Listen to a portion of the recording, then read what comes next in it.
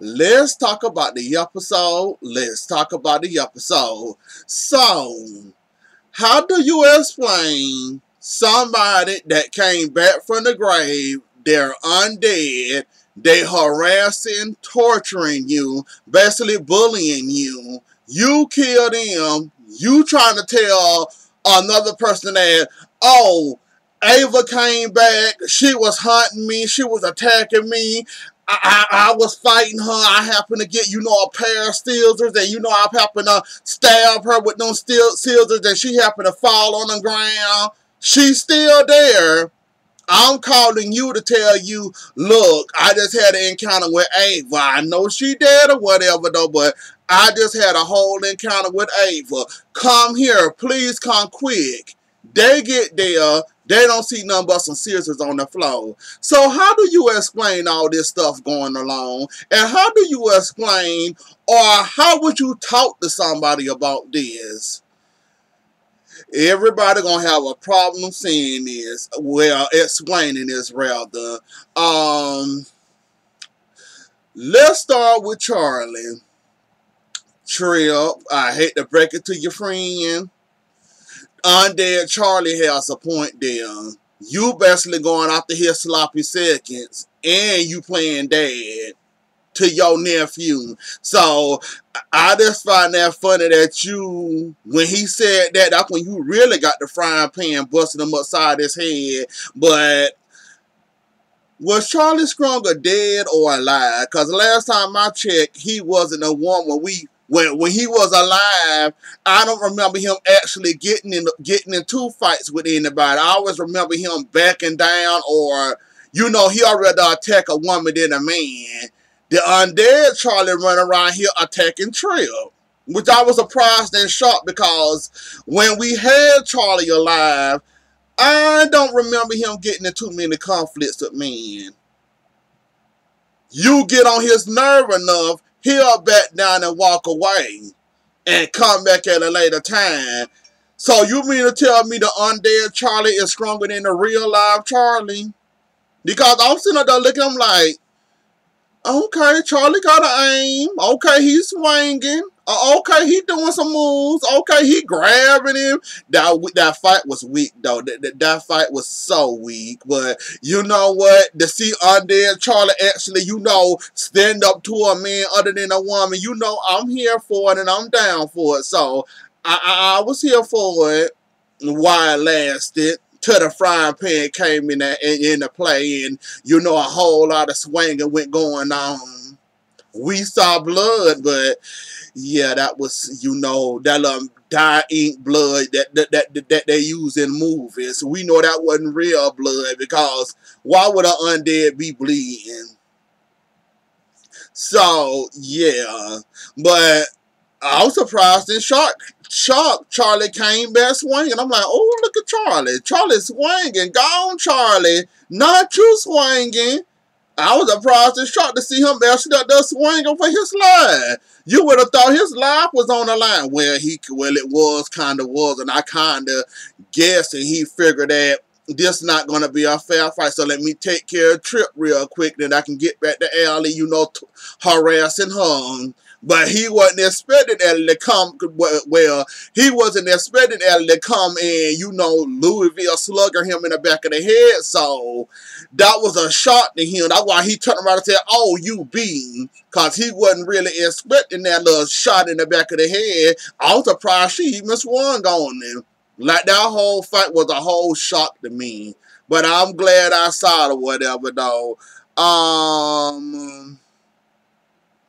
But yeah, Trip, he ain't lying. You will basically sloppy seconds. Think about it. That's your brother. He raped Ellie. That's always going to be in the back of her mind. You better be lucky and glad she even looked at you the second, gave you a second chance to look at, and basically you let her in after she got done accusing you of raping her, even though it was your brother this whole entire time. She figured it out. She needed help basically figuring it out, because she couldn't figure it out on her own. Then y'all happened to get close after she got done accusing you. When she got woman enough to apologize to you, after accusing you having a whole Horton and the Brady's and all them coming after you, the whole clan coming behind you, the three link chain family coming after you. Y'all made up, y'all started dating, you taking care of your nephew, which I already said for the beginning before it even happened.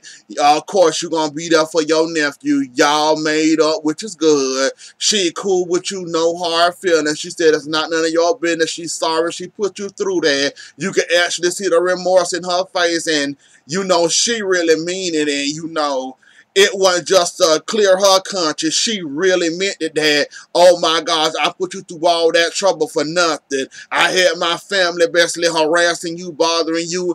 You even had Lucas chasing that man with the you know. So yeah, I'm sorry I put you through all that. So and then they ended up falling in love, and he was already there for his nephew. So it only made sense. He was basically a constant, you know, in her life. So he was there to see his nephew. So y'all ended up falling in love. Like I said, I ain't dissing it, but he do have a point. Y'all was basically sloppy seconds. Now, Ava, I think out of the three people, yours gonna be the hardest one to get a hold to, because we already know what Charlie did to you last year. We already know Charlie drugged you. We already know you lost your mind and all that. We already know you was in the hospital. So imagine you going around telling this story that Charlie is alive. Go check on he the one killed Carmine. Go check on Allie. Just please go check humor me. I was surprised Tripp even believed you when you know you told him that. I was surprised and shocked that he actually believed you and actually went and did it. But he went and did it, which we're glad he went and done it. I think it won't be that hard for you because Tripp can confirm it, or he'll sound crazy trying to confirm it, but that still don't get you out of your current situation. Carmine isn't true. Well, Carmine is dead. Basically, they're blaming you and Philip. Philip looked slick behind. Thought he was smart, telling Eli, what does that have to do with me? I ain't do nothing. I have no involvement with the Carmine case, knowing he got his foot all the way in it, but he gonna lie and deny his way out of it, thinking that's gonna save him, which the evidence gonna prove that, you know, he was involved in it. So, Ava, you shouldn't be surprised at this next step. Rafe, I wanted Nicole. She was trying things over with EJ. So now that you and Rafe having sex, or y'all beginning to have sex, or y'all gonna go all the way with the sex, or where does that leave EJ? Because you're trying things over with him. But Rafe told you how he felt today, and y'all was kissing laying on that table. So where does that leave EJ in this situation? You should have never went back to the EJ card, but I guess you're a bored housewife and you had to do something with yourself. So I guess so. Just know EJ is not going to be happy. And like I said, EJ, this is kind of your karma too, because you doing too much when it comes to Chad and Abigail. You know, already know Chad is very insecure when it comes to Abigail, and that's basically his weakness. All you have to do is play around with Abigail, be a man and flirt around with Abigail. You know, Chad, he'll steam like a pot. So you already know Abigail is his weakness, and you're going for it. Basically, you're still getting him back because you don't feel in your mind that he didn't help you turn EJ into the Mara Enterprise worker. So you feel like you got to get him back for playing with you like that. So you're not gonna stop. You gonna keep on messing around with Chad to Chad sucker punch you or whatever. I kind of want to say I don't feel sorry for you. I don't feel sorry for you, EJ, at all, because I told you better leave stuff alone. I told you why you trying to mess up that little good thing they got going on. For now, Chad and Abigail, leave it alone. Don't you got better things to do with your time? You're running a whole company over here. You got too much stuff going on and too much stuff in the air, flying in the air. I told you to, and I also told you to leave it alone. Like, EJ, it ain't worth it. I know you want to, pick at Chad, but you got a whole company that should be keeping you so busy. You shouldn't be interested or stunned, Chad and Abigail, but yet you're stunned. You're playing with them, so I'm not surprised or shocked. And you know what? You can't really get mad at Nicole. Y'all only went on, 2 dates?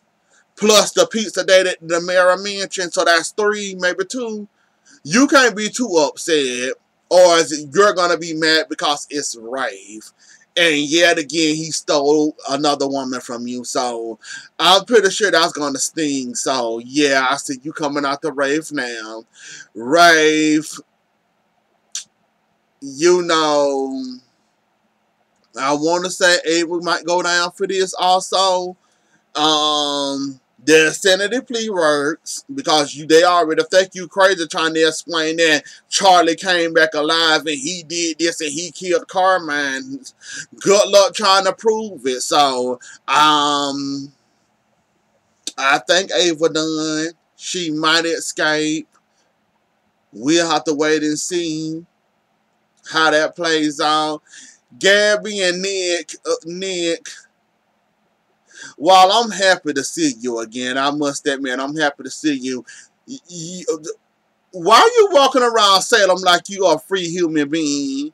You just walking around Salem, Philip sees you, to find out you been buried Jake, got Gabby digging for him, and you ain't have the nerves to bring up, basically forcing yourself on Gabby. See, that's one thing you forgot, and I have to admit it myself. Gabby is a fighter. You forgot she had a fighting spirit in her. After them 3 times you barely didn't make it alive, you still ain't learned your lesson. Even when you did get your little spirit back, your little demon spirit back and came back for a day and a half or a day of filming, you still ain't learned your lesson. Gabby is a fighter. You really thought she wasn't going to do that? I'm just surprised she stopped. And then you want to bring up the rapes and you want to bring up the killing, how many times you didn't die, plus the rape, attempted rape.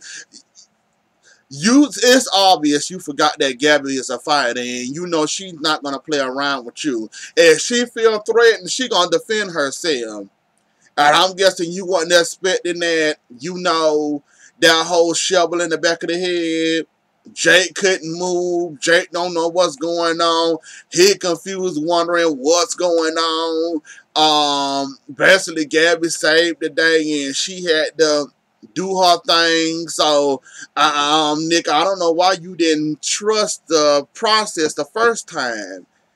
Gabby ain't finna let you take too much advantage of her. Gabby got claws. She always have claws. She gonna pull them out when she need to pull them out. And she pulled them out with that shovel in the back of your head. So, while I enjoy the undead, can we at least got 2 days out of them? Desmond lasted a half of a day.